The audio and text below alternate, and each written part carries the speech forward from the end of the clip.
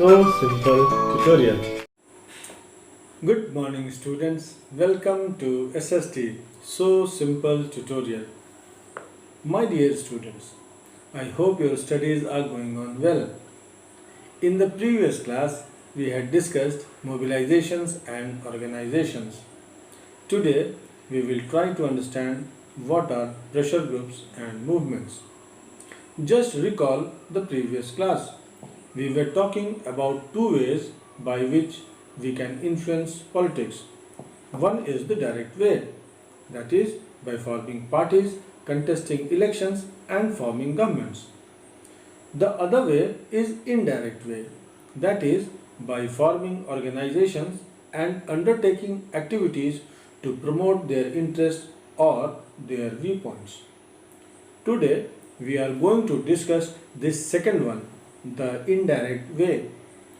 We will discuss pressure groups and movements. This is going to be a very easy lesson. If you see the objective of political parties, I repeat political parties, you will find that its aim is to attain political power by contesting direct election. Now, it will be easy for you to understand pressure groups. Pressure groups are organizations that attempt to influence government policies, but unlike the political parties, they don't aim to control power. That means pressure groups neither contest elections nor try to capture political power. And this is the main difference between pressure groups and political parties. So the aim of pressure group is to influence government policies, okay, but without seeking political control. Now think why it is called pressure group. It is called pressure group because it attempts to bring a change in public policy by exerting pressure on the government. Okay. Now who are the people that form pressure groups? You must have heard birds of the same feather flock together. So they are people with common interests. They are people with common aspirations or opinions. Such people only come together to achieve a common objective. I hope you have understood what is pressure group and who form pressure groups.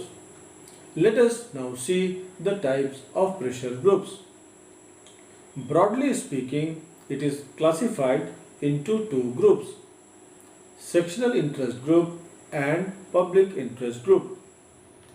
The first, sectional interest groups. The name itself indicates the meaning. The word sectional is enough to understand that it is going to talk about a particular section of society. So, these groups seek to promote the interests of a particular section. Their principal concern is the betterment and well-being of their members and not the society in general. Examples will make it more clear. For example, trade unions. Trade unions represent the factory workers. It fights for the cause of workers. Similarly, there are business organizations like FICCI, CII, etc. Also, there are professional organizations like Bar Association of India. Okay. Second, public interest groups.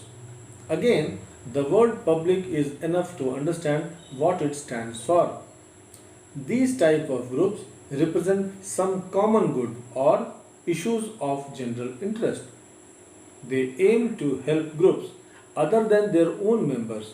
So we can say that they promote collective good rather than selective good.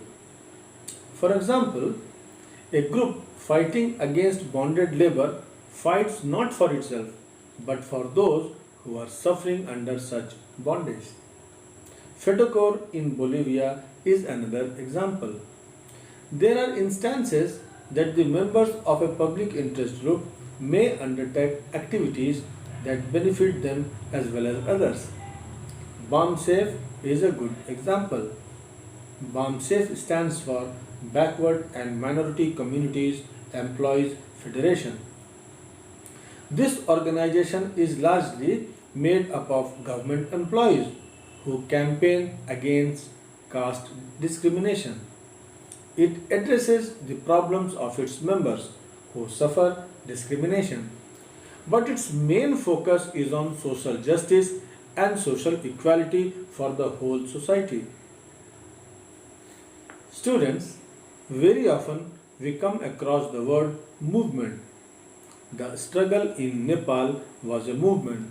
Similarly, we also hear about Chhatra Andolan, Narmada Bachao Andolan, and the one which is going on in Delhi now, Kisan Andolan. What is this movement? So let us understand it. A movement is also a form of collective action launched by the people who have a common interest or concern. It also seeks to influence government policies. Like a pressure group, it also does not make a bid for power, but it differs from a pressure group. Where does it differ? Let us see. A movement need not have an organization of its own, or if there is one, it may have a loose organization. Okay. Secondly, a movement depends more on spontaneous mass participation. I hope you have not forgotten the word spontaneous. I had explained this in the previous video. As regards the decision making, since it is normally not organized, it is more informal and flexible in a movement. Let us see the last part now. Are there any types of movements? Yes, there are normally two types of movements. First, issue movement, and the other general or generic movements. What are issue specific movements? These movements, issue specific movements, seek to achieve a single objective within a limited time frame. The Nepalese movement for democracy arose with the specific objectives of reversing the king's orders that had led to suspension of democracy. In India, Narmada Bachao Andolan can be taken as another example. This movement, Narmada Bachao Andolan, started with the specific issue of the people displaced by the creation of Sardar Sarovar Dam on river Narmada. Okay. The second type is generic movements. These type of groups seek to achieve a broad goal in a very long term. They may involve more than one issue. For example, the movement for protection of environment, women's movement. This is all about this lesson, students. I hope you must have understood pressure groups, types of pressure groups, movements and types of movements. Students, you should be able to answer these questions now. 1. What is the basic difference between pressure groups and a political party? 2. What are the differences between sectional interest groups and public interest groups? 3. What do you understand by movement? Dear students, let me stop here now. In the meantime, you read your textbook. In the next class, we will discuss the next part. How do pressure groups and movements influence politics, and the relationship between political parties and pressure groups. Till then, keep reading and have a nice time. Thank you.